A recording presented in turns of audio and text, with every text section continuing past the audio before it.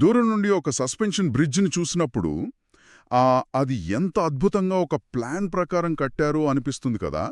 ఆ స్టీల్ వైర్లు గాని, ఆ కాంక్రీట్ పిల్లర్లు గాని చూస్తే అంత మొదట్నుంచి పర్ఫెక్ట్గా డిజైన్ చేశారని మనం అనుకుంటాం. అవునవును, ఖచ్చితంగా. ఒక అద్భుతమైన నిర్మాణం చూసినప్పుడు మనకి ఆ ఫీలింగ్ వస్తుంది. ఎగ్జాక్ట్లీ. ఈరోజు మన ముందున్న వివిధ గ్రంథాలు, చారిత్రక విశ్లేషణలు ఆధారంగా మనం చేయబోయే ఈ లోతైన విశ్లేషణలో బేసిక్గా అలాంటి ఒక పెద్ద భ్రమనే మనం ఛేదించబోతున్నాం. అంటే ఆ సస్పెన్షన్ బ్రిడ్జ్ లాగే చారిత్రక లేదా ఆధ్యాత్మిక ప్రముఖుల జీవితాలను చూసినప్పుడు కూడా మనం ఒక భ్రమకు గురవుతాం. వాళ్లు పుట్టుకతోనే పవిత్రులు అని, వాళ్ల ప్రయాణం ఒక నేరు గీతలా సాగిపోయిందని మనం అనుకుంటాం కదా. నిజమే. ముఖ్యంగా మనం ఈరోజు విశ్లేషించబోయే ఆదికవి అంటే మొట్టమొదటి కవి అయిన వాల్మీకి మహర్షి చరిత్ర చూస్తే ఆ గీత అస్సలు నేరుగా లేదు. అస్సల్లేదు. బేసిక్గా చెప్పాలంటే అది చాలా వంకర్ల తిరిగిన ప్రయాణం. అవును. 24,000 శ్లోకాల రామాయణాన్ని రచించిన ఆ మహర్షి గతం చూస్తే ఒక క్రూరమైన రహదారీ దోపిడీదారుడు ఎన్నో మానసిక గాయాలు దాటి తన నాడీ వ్యవస్థను సైతం ఒక బయోలాజికల్ హ్యాక్ ద్వారా ఎలా మార్చుకున్నాడో ఈ ప్రయాణంలో మనం తెలుసుకుందాం. ఈ కథ నిజానికి చాలా ప్రాచీన కాలంలోకి వెళుతుంది. సత్యయుగం నుండి త్రేతాయుగంలోకి మారుతున్న ఆ 24వ మహాయుగం సంధికాలంలో మొదలవుతుంది. అంటే ప్రపంచంలో పరిపూర్ణత మెల్లగా విచ్ఛిన్నమవుతున్న సమయం అది. అంటే పర్ఫెక్షన్ తగ్గిపోతున్న టైం అంటారు. కరెక్ట్. సత్యయుగం అంటే సంపూర్ణ సత్యముండే కాలం. ఆ త్రేతాయుగపు ప్రారంభంలో అత్యున్నత ఆధ్యాత్మిక వాతావరణమున్న భృగు మహర్షి వంశంలో ఆ ప్రచేతస మునికి 10వ కుమారుడుగా రిక్షా జన్మించాడు. చుట్టూ వేద మంత్రాలు, ఆధ్యాత్మిక చింతన ఉన్న ఇల్లది. ఒక రకంగా చెప్పాలంటే ఒక నోబెల్ బహుమతి గ్రహీతల కుటుంబంలో పుట్టినట్లే. అంత గొప్ప వాతావరణం. ఎగ్జాక్ట్లీ. అని దురదృష్టవశాత్తు అతనికి కేవలం 3 లేదా 4 ఏళ్లు వయసున్నప్పుడు చిత్రకూట ప్రాంతంలో ఒక నిషాద వర్గానికి చెందిన వ్యక్తి, అంటే ఒక అటవీ వేటగాడు ఈ బాలుడిని కిడ్నాప్ చేస్తాడు. వావ్! 3-4 ఏళ్లకే అడవిలోకి వెళ్ళిపోయాడా? అవును. అడవికి వెళ్ళాక అతని పేరు లోహ జంఘ, అంటే ఇనుప కాళ్లున్నవాడుగా మారుతుంది. ఆ పేరులోనే ఆ వాతావరణం ఎంత కఠినంగా ఉందో మనం అర్థం చేసుకోవచ్చు. నిజమే. సకల శాస్త్రాలు అభ్యసించాల్సిన బాలుడు ఇప్పుడు అడవిలో మనుగడ సాగించడానికి జంతువులను వేటాడటం నేర్చుకుంటాడు. పెరిగి పెద్దయ్యాక రత్నాకరుడుగా పేరు పొంది పెళ్లి చేసుకుని ఒక కుటుంబాన్ని కూడా నిర్మిస్తాడు. ఇక్కడే మనం కొంచెం ఆగి ఒక విషయం విశ్లేషించాలి. ఇప్పుడు నోబెల్ బహుమతి గ్రహీతల కుటుంబంలో పుట్టిన పిల్లాడిని తీసుకెళ్లి అడవిలో వదిలేస్తే అతని జన్యుపరమైన లక్షణాలను, అంటే ఆ నేచర్ను, ఆ పెరిగిన నర్చర్ పూర్తిగా తుడిచిపెట్టేస్తుందా? అది చాలా మంచి ప్రశ్న. పూర్తిగా తుడిచిపెట్టేస్తుందా అంటే ఖచ్చితంగా లేదనే చెప్పాలి. ఆ ఆధ్యాత్మిక బీజం ఆయనలో ఎక్కడో నిద్రాణమై ఉండిపోయింది. అందుకే చాలా సంవత్సరాల తర్వాత సప్తఋషుల ఒక్క మాటతో ఆయనలో అంత పెద్ద మార్పు రాగలిగింది. ఓహ్, ఇంట్రెస్టింగ్. కాని పైకి మాత్రం ఆ కఠినమైన అటవీ వాతావరణం ఆయన్ని పూర్తిగా ఒక ప్రాక్టికల్ వేటగాడిగా మార్చేసింది. మనుగడ అంటే సర్వైవల్ అనేది వేదాంతం కంటే ఎప్పుడూ బలమైనది కదా. ఖచ్చితంగా. ఆకలి ముందు ఏదీ నిలబడదు. అవును. అసలైన క్రూరత్వం అతన్ని సామూహిక హంతకుడుగా మార్చిన సంఘటన రాబోయే ఒక ప్రకృతి వైపరీత్యం వల్ల జరుగుతుంది. ఆ ప్రకృతి వైపరీత్యమే ఆ 12 ఏళ్ల సుదీర్ఘమైన కరువు. అప్పటి వరకు ఒక సాధారణ వేటగాడిగా ఉన్న రత్నాకరుడు ఆ పరిస్థితుల ప్రభావం వల్ల ఎంత అమానుషంగా మారాడో ఇక్కడే మనం అర్థం చేసుకోవాలి. నిజంగా 12 ఏళ్లపాటు వర్షాలు లేవు. ఒక్కసారి ఊలించుకుంటేనే భయమేస్తుంది. అడవులు ఎండిపోయాయి, జంతువులు వలసపోయాయి, వృద్ధులైన తల్లిదండ్రులు, భార్యాపిల్లలు ఆకలితో అలమటిస్తున్నారు. అది ఒక జీవన్మరణ పోరాటం, ప్యూర్ బయలాజికల్ ఇంపెరటివ్. అవును. తన వాళ్లని బతికించుకోవడానికి రత్నాకరుడు యాత్రికులను చంపే రహదారీ దోపిడీదారుడిగా మారతాడు. ఆ అడవి గుండా వెళ్లేవారిని ఆపి వాళ్ల దగ్గర ఉన్న ఆహారాన్ని, వస్తువులను లాక్కోవడం మొదలుపెడతాడు. ఎదురు తిరిగితే ప్రాణాలు తీయడానికి కూడా వెనకాడాడు. కాని ఇక్కడ ఆశ్చర్యకరమైన విషయమేంటంటే అతడు తన మనస్సును సరిపెట్టుకోవడానికి ఆపత్కాల ధర్మం అనే ఒక కాన్సెప్ట్ను తనకనుకూలంగా వక్రీకరిస్తాడు. ఇది వింటుంటే నాకు చాలా విచిత్రంగా అనిపిస్తుంది. బేసిక్గా ఆపత్కాల ధర్మం అంటే ప్రాణాపాయ స్థితిలో ఉన్నప్పుడు మనుగడ కోసం సాధారణ ధర్మసూత్రాలను కొద్దిగా పక్కన పెట్టవచ్చు అనే ఒక పాత వేదాంత భావన. అంటే ఎమర్జెన్సీలో రూల్స్ బ్రేక్ చేయడం అన్నమాట. కరెక్ట్. ఒక ఆకలితో ఉన్న వ్యక్తికి, కడుపు నిండి ఉన్న వ్యక్తికి ఒకే నైతిక సూత్రాలు వర్తించవు అనేది దీని సారాంశం. కాని రత్నాకరుడు దీన్ని ఒక శాశ్వతమైన సాకుగా మార్చుకున్నాడు. ఇది వింటుంటే నాకు ఆ బ్రేకింగ్ బ్యాడ్ సిరీస్లోని వాల్టర్ వైట్ క్యారెక్టర్ గుర్తొస్తోంది. అందులో కూడా వాల్టర్ వైట్ తనకు క్యాన్సర్ వచ్చాక తన కుటుంబం రోడ్డున పడకూడదని డ్రగ్స్ తయారు చేయడం మొదలుపెడతాడు కదా. అవును, చాలా పర్ఫెక్ట్ ఎగ్జాంపుల్ ఇది. తాను చేస్తున్నదంతా బేసిక్గా నా కుటుంబం కోసమే అంటూ ఘోరాలు చేస్తాడు. ఇక్కడ రత్నాకరుడు కూడా అదే ఫారంలో అప్లై చేశాడు కదా. ఖచ్చితంగా. కాని ఆ వాల్టర్ వైట్ ఉదాహరణకు ఇంకొక కోణం జోడిద్దాం. వాల్టర్ వైట్లో ఒక రకమైన అహంకారం ఉంటుంది.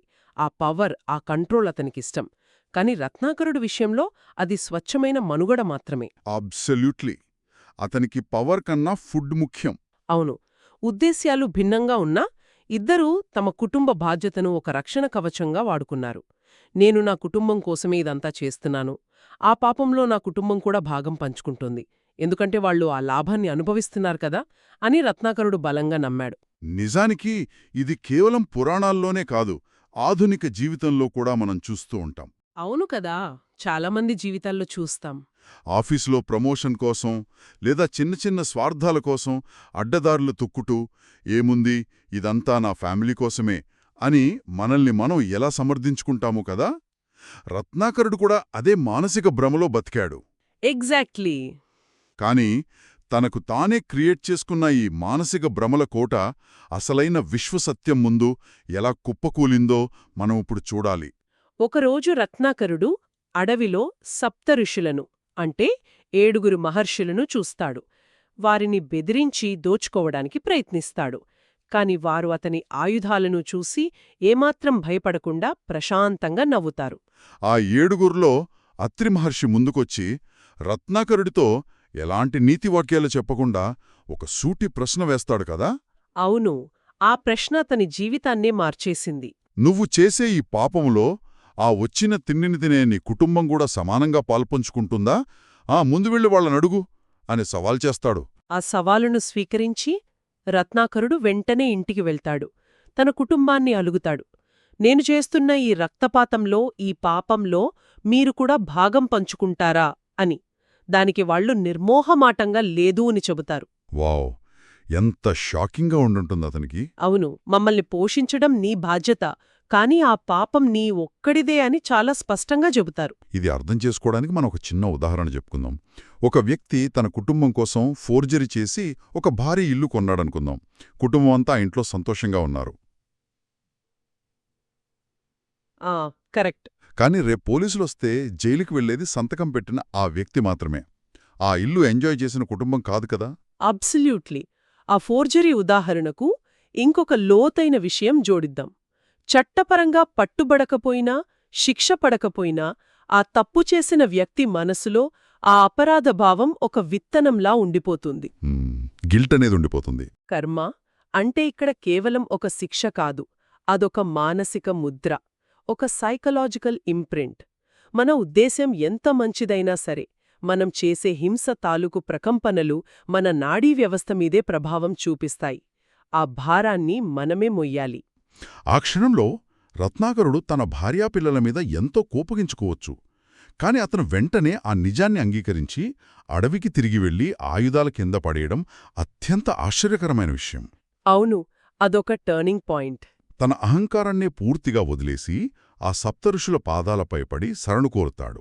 అక్కడే అసలైన మార్పు మొదలైంది. అతను తప్పు తెలుసుకున్నాడు, ప్రాయశ్చిత్తం కోసం సిద్ధపడ్డాడు. కాని ఇక్కడే ఒక విచిత్రమైన సమస్య ఎదురైంది. అతని సొంత శరీరమే అతడికి సహకరించలేదు. అవును, ఇక్కడే కథ చాలా ఆసక్తికరంగా మారుతుంది. ఋషులు అతణ్ణి రామనామాన్నే జపించమంటారు. కాని సంవత్సరాలుగా హింసతో, అరుపులతో ఉన్న అతడి గొంతు ఆ స్వచ్ఛమైన పదాన్ని పలకలేకపోతుంది. అవును. ఇదెలా ఉందంటే, ఒక పాత విరిగిపోయిన AM రేడియోలో మనం FM సిగ్నల్ ట్యూన్ చేయడానికి ప్రయత్నించినట్లుంది కదా. ఆయన గొంతు, ఆయన నాడీ వ్యవస్థ హింస అనే ఫ్రీక్వెన్సీకి లాక్ అయిపోయింది. రామ అనే స్వచ్ఛమైన హై ఫ్రీక్వెన్సీని క్యాచ్ చేయలేకపోతోంది. ఆధునిక సైన్స్ పరిభాషలో చెప్పాలంటే ఇది బేసిక్గా న్యూరోప్లాస్టిసిటీకి సంబంధించిన విషయం. ఓ, న్యూరోప్లాస్టిసిటీ.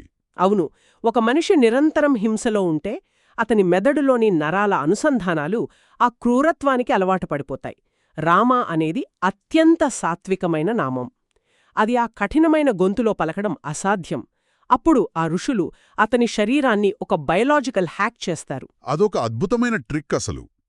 ఋషులు అతడికి మరణాన్ని, విధ్వంసాన్ని సూచించే మర అనే పదాన్ని వేగంగా జపించమంటారు. అది అతని గతానికి, అతని నాలుకకు అత్యంత సులభంగా అలవాటైన పదం. సరిగ్గా అదే జరిగింది. అతను కళ్ళు మూసుకుని మరా మరా మరా అని వేగంగా జపించడం మొదలుపెడతాడు. మనం ఒక పదాన్ని విరామం లేకుండా పదే పదే వేగంగా అంటే అది ఒక ఆడియో ఇల్యూజన్ లాగా మారిపోతుంది. మరమర మర మర మర మర మరమ రామరామరామరామగా రూపాంతరం చెందుతుంది. ఎగ్జాక్ట్లీ. తనకే తెలియకుండానే తన నాడీ వ్యవస్థ రీవైర్ అయిపోయింది. ఆ నిరంతర జపంతో అతను నిర్వికల్ప సమాధిలోకి వెళతాడు. అంటే ఇంద్రియాలన్నీ మూసుకుపోయి బాహ్య ప్రపంచంతో సంబంధం పూర్తిగా తెగిపోయి శ్వాస దాదాపు ఆగిపోయిన ఒక అద్భుతమైన స్థితి అది. ఆ సమాధి స్థితిలో అతను వేల ఏళ్లపాటు అలాగే కదలకుండా ఉండిపోయాడు. అతను చుట్టూ మట్టి చేరి ఒక పెద్ద చీమల పుట్ట బొరుగుతోంది. అవును, ఆ చీమల పుట్ట ఒక చీకటి గదిలాంటి సెన్సరీ డిప్రివేషన్ ట్యాంక్లాగా పనిచేసింది. అతనిలోని కోపాన్ని, ఆవేశాన్ని తగలబెట్టి స్వచ్ఛమైన స్ఫటికంలా మార్చే ప్రాసెస్ అది. వావ్, సెన్సరీ డిప్రివేషన్ ట్యాంక్ అనే మాట భలే వాడారు. ఆ తర్వాత మళ్లీ అదే సప్తఋషులు అటుగా వస్తూ ఆ పుట్ట లోపల నుండి వస్తున్న రామనామ ప్రకంపనలను గమనిస్తారు. వాళ్లు నీళ్లు చల్లగా ఆ పుట్ట కరిగిపోయి లోపలి నుండి ఒక కొత్త వ్యక్తి బయటకొస్తాడు గదా. అవును, సంస్కృతంలో చీమల పుట్టను వల్మీకం అంటారు కాబట్టి అతనికి వాల్మీకి అని పేరు పెట్టారు. అంటే ఇదొక ద్విజుడుగా, అంటే రెండుసార్లు జన్మించిన వాడిగా మారిన తీరు. అయితే ఆ వేల సంవత్సరాల తర్వాత ఆ చీమల పుట్ట కరిగిపోయి బయటికి రావడమంటే మాటలు కాదు. అప్పటివరకు బాహ్య ప్రపంచంతో ఎలాంటి సంబంధం లేకుండా సంపూర్ణమైన నిశ్శబ్దంలో ఉన్న ఆ మనస్సు ఒక్కసారిగా బయటి ప్రపంచంలోని అలజడులను ఎలా స్వీకరించి ఉంటుంది? ఖచ్చితంగా అదొక పెద్ద కుదుపులాంటిదే. ఆ ప్రశాంతతకు ఒక ప్రయోజనం కావాలి కదా, ఒక పర్పస్. ఆ ప్రయోజనం వెతుక్కుంటూనే నారద మహర్షి వాల్మీకి ఆశ్రమానికి వస్తాడు. అప్పుడు వాల్మీకి నారదుడిని ఒక అసాధ్యమైన ప్రశ్న అడుగుతాడు. అవును, ఆ 16 లక్షణాల ప్రశ్న. అవును, ఒక 16 లక్షణాల కలయిక గల పరిపూర్ణమైన వ్యక్తి ఎవరైనా ఈ భూమి మీద ఉన్నారా అని అడుగుతాడు. ఆ 16 లక్షణాలు చూస్తే బేసిగ్గా అదొక పారాడాక్స్లా అనిపిస్తుంది. అత్యున్నత పరాక్రమం ఉండాలి, కాని అహింసను పాటించాలి. అహంకారం ఏమాత్రం ఉండకూడదు, కాని ఒక రాజ్యాన్ని పరిపాలించే శక్తిమంతమైన రాజరికం ఉండాలి. ఇదెలా సాధ్యం? మనుషుల్లో ఈ లక్షణాలు చాలా విరుద్ధంగా ఉంటాయి. బలవంతుడికి అహంకారముంటుంది, ప్రశాంతంగా ఉండేవాడికి రాజరికం ఉండదు కదా. ఆ విరుద్ధ లక్షణాలన్నీ కలగలిపిన ఏకైక వ్యక్తి అయోధ్య రాముడు అని నారదుడు చెబుతాడు. ఇక్కడే మనకు అద్భుతమైన విశ్లేషణ దొరుకుతుంది. ఒక కథలో హీరోకి ఎటువంటి లోపాలు లేకపోతే ఆ కథలో టెన్షన్ ఎలా వస్తుంది? ఈ పాయింట్ చాలా ఆసక్తికరంగా ఉంది. రాముడి అంతర్గత లోపాల వల్ల ఆ కథలో టెన్షన్ రాదు. ఒక అత్యంత పరిపూర్ణమైన వ్యక్తికి బాహ్య ప్రపంచం సృష్టించే అత్యంత కఠినమైన పరిస్థితుల వల్ల టెన్షన్ వస్తుంది. కరెక్ట్. ఒక అత్యంత పటిష్టమైన వస్తువును తీసుకుని దానిపై అత్యంత భయంకరమైన ఒత్తిడి పెడితే అది ఎంతవరకు తట్టుకుంటుంది అని చూసినట్లనమాట. ఎగ్జాక్ట్లీ. నారదుడు ఆ విశ్వసత్యాన్ని అంతటినీ ఒక 100 శ్లోకాల సంక్షిప్త రామాయణంగా వాల్మీకి వివరిస్తాడు. ఆ కథ విన్న తర్వాత వాల్మీకి మనసు ఎంతో భావోద్వేగంతో నిండిపోతుంది. అవును. అదే మానసిక స్థితిలో ఆయన తమసా నదీ తీరంలో నడుస్తూ వెళ్తుండగా ఒక చెట్టుపైన ప్రేమలో ఉన్న ఒక జంట క్రౌంచ పక్షులను చూస్తాడు. వాల్మీకి ఆ పక్షుల ఆనందాన్ని తన ఆనందంగా ఫీలవుతున్న ఆ క్షణంలో సడన్గా ఒక బాణం వచ్చి మగపక్షి గుండెల్లో గుచ్చుకుంటుంది. అది కిందపడి గిలగల కొట్టుకుంటూ చనిపోతుంది. చాలా బాధాకరమైన దృశ్యమది. ఆ ఆడపక్షి రోదిస్తున్న తీరు చూసి వాల్మీకి గుండె పగిలిపోతుంది. ఆ తీవ్రమైన బాధలో ఆయన నోటి నుండి అప్రయత్నంగా ఒక శాపం వస్తుంది. మానిషాద. ఆ పదాలకు అర్థమేంటంటే, ఓ వేటగాడా, ప్రేమలో ఉన్న ఈ పక్షి జంటను విడదీసిన నీకు శాశ్వతమైన అశాంతి కలుగుగాక అని. కాని ఇక్కడ ఆశ్చర్యంగా ఆ మాటలు ఒక క్రమబద్ధమైన 32 అక్షరాల అనుష్టుప్ ఛందస్సులో బయటకొస్తాయి. కోపంలో కూడా అంత ఖచ్చితమైన వ్యాకరణం ఛందస్సు రావడం నిజంగా ఆశ్చర్యం. ఇక్కడే శోకం నుండి శ్లోకం పుట్టింది అని అంటారు. కాని ఇక్కడున్న ఒక గొప్ప ఐరనీ గురించి మనం ఖచ్చితంగా మాట్లాడుకోవాలి. ఎందుకంటే వాల్మీకి ఎవరిని శపిస్తున్నాడు? ఒక వేటగాడిని. అవును, ఇది చాలా కీలకమైన పాయింట్. కనిపించని రత్నాకరుడు ఇప్పుడు ఒక పక్షి మరణానికి విశ్వమంతటి బాధను తనదిగా ఫీలయ్యేంతలా అతడి ఎంపతి పెరిగింది. ఇది ఎంత అద్భుతమైన పరిణామం అసలు. నిజమే. ఆ శ్లోకం ఆ విధంగా బయటకు వచ్చిన తర్వాత వాల్మీకి ఎంతో అయోమయానికి గురవుతాడు. అప్పుడు స్వయంగా బ్రహ్మదేవుడు ఆయనకు అంతర్గతంగా దర్శనమిస్తాడు. ఓ. ఆ శ్లోకం అప్రయత్నంగా రాలేదు. నీ ద్వారా ఒక మహాకావ్యం రాయించడానికి నేనే అలా వచ్చేలా చేశాను అని బ్రహ్మ చెప్తాడు. కాని నారదుడు చెప్పింది కేవలం 10 శ్లోకాల సంక్షిప్త రూపం కదా. దాన్ని 24,000 శ్లోకాల మహాకావ్యంగా రాయాలంటే ప్రతి చిన్న డీటెయిల్ కావాలి. ఎక్కడో జరిగిన రహస్య సంభాషణలు ఎలా తెలుస్తాయి? అందుకే బ్రహ్మదేవుడు ఒక అద్భుతమైన వరాన్ని ఇస్తాడు. ఆ వరం ఏమిటంటే, రామాయణంలోని ప్రతి సంఘటన వాల్మీకి అరచేతిలో ఉసిరికాయలా స్పష్టంగా కనిపిస్తుంది. దీన్ని మన ఆధునిక పరిభాషలో చెప్పాలంటే ఆ వాల్మీకి ఒక కాస్మిక్ విఆర్ హెడ్సెట్ పెట్టుకున్నట్లుగా ఊహించుకోవచ్చు కదా. హా కరెక్ట్. Cosmic VR headset. గత, వర్తమాన, భవిష్యత్ కాలాలు ఒకేసారి ఆయన కళ్ల ముందు సాక్షాత్కరించాయి. ఆ దృష్టితోనే ఆయన రామాయణ రచనను ప్రారంభించారు. అవును, అదొక అద్భుతమైన దర్శనం. ఒక్క నిమిషం ఇక్కడ కొంచెం ఆగుదాం. మన విశ్లేషణలో ఉన్న ఒక నమ్మశక్యం కాని వాస్తవం ఇక్కడుంది. వాల్మీకి ఏమాత్రం ముందుగా ప్లాన్ చేసుకోకుండా కేవలం ఒక పక్షి మరణం చూసి తీవ్రమైన బాధతో అరిచిన ఆ 4 లైన్ల మానిషాద శాపంలోని ప్రతి పదం రామాయణంలోని బాలకాండ నుండి ఉత్తరకాండ వరకు ఖచ్చితంగా సరిపోతోందంట గదా. అవును, అక్షరాలా సరిపోతుంది. అంటే జరగబోయే 24,000 శ్లోకాల మహాకావ్యానికి సంబంధించిన బ్లూ ప్రింట్ అంతా ఆ ఒక్క శ్లోకంలోనే రికార్డ్ అయిపోయిందంటారా? అదెలా సాధ్యం? బేసిక్గా అది ఆ కావ్యానికి ఒక DNA లాంటిది. కాస్మిక్ ఛానలింగ్లో ఇది సాధ్యం. దీని లోతుగా విశ్లేషిస్తే మా నిషాద అంటే అశుభాలను ఆపడం. ఇది రాముడు దుష్టశక్తులను సంహరించడం నేర్చుకునే బాలకాండకు సరిపోతుంది. ఓ, ఓకే. అలాగే ప్రాతిష్టాం త్వమగమః అనేది అకస్మాత్తుగా రాముడు అడవికి వెళ్లాల్సిన పరిస్థితిని చూపే అయోధ్యాకాండకు సరిపోతుంది. శాశ్వతీ సమః అంటే సుదీర్ఘకాలం అనేది అరణ్యకాండలోని కఠినమైన ప్రవాసాన్ని సూచిస్తోంది. క్రౌంచమిథునాత్ అనేది కిష్కిందాకాండను అంటే పక్షులు విడిపోయినట్లుగా వాలీ సుగ్రీవుల కథను చెబుతుంది. వావ్, ఇది వింటుంటేనే రోమాలు నిక్కబొడుచుకుంటున్నాయి అసలు. ఆ తర్వాత పదాలు ఎలా సరిపోతాయి? ఏకం అనేది హనుమంతుడి ఏకాంత సాహసాన్ని చూపే సుందరకాండకు, అవధీహి అంటే వధించడం అనేది రావణ వధ జరిగే యుద్ధకాండకు, చివరగా కామమోహితం అనేది ఉత్తరకాండకు సరిగ్గా సరిపోతాయి. ఆ ఒక్క అరుపులో మొత్తం 24,000 శ్లోకాల ఆర్కిటెక్చర్ దాగి ఉండటం నిజంగా అద్భుతం. నిజంగా అద్భుతమే. వాల్మీకి చరిత్ర మనకు నేర్పే అతి పెద్ద పాఠం ఏమిటంటే, మన గతం ఎంత చీకటిగా ఉన్నా అది మనకు శాశ్వతమైన జైలు కాదు. వాస్తవానికి గొప్ప కళ లేదా ప్రపంచాన్ని నయం చేసే సృష్టి ఎప్పుడూ సంపూర్ణమైన ఆనందం నుండి పుట్టదు. అది మన గాయాల నుండి, మన బాధల నుండే పుడుతుంది.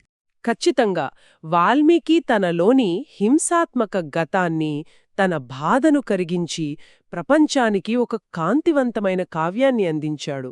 ఆ చీమల పుట్టలో ఆయన తపస్సు చేయడం అంటే బేసిగ్గా తనలోని మలినాన్ని తగలబెట్టి స్వచ్ఛమైన స్ఫటికంలా బయటకు రావడం. ఆ కావ్యమే ఈనాటికి కోట్లాది మందికి మార్గదర్శకంగా నిలుస్తోంది. అవును. ఈ లోతైన అధ్యయనాన్ని ముగించే ముందు మనందరి కోసం ఒక చిన్న ఆలోచన.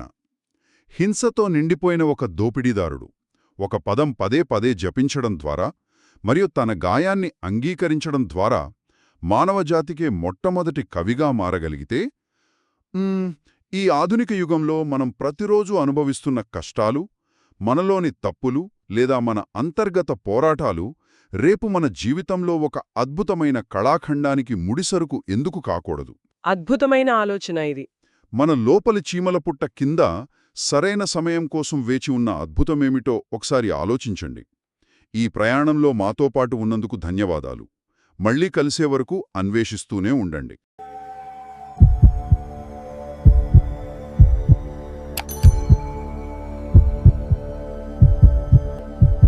Thank you so much for listening. If this story touched your heart, please do subscribe and press the bell icon